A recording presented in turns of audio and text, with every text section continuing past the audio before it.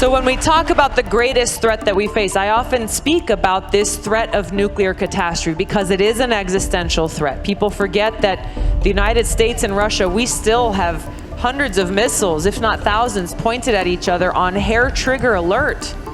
On hair trigger alert. And there have been a lot of close calls where somebody made a mistake and said, oh my gosh, I think there's a missile attack coming in, but it turns out it was the shadow of a satellite being launched into space.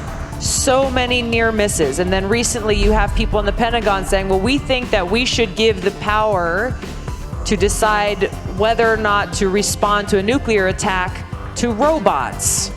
That we should automate this and take it out of the hands of humans. I agree.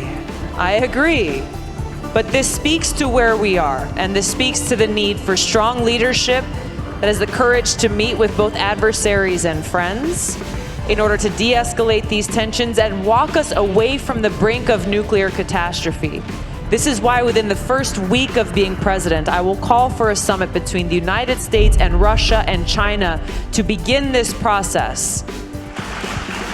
Following in the footsteps inspired by the examples of great leaders who have come before, who recognize that this is not just a threat to the American people, it's a threat to our existence in this world. That you don't just launch a nuclear weapon that takes out a few hundred people. That this is something that would destroy our planet. Leaders like JFK who met with Khrushchev to prevent a nuclear war.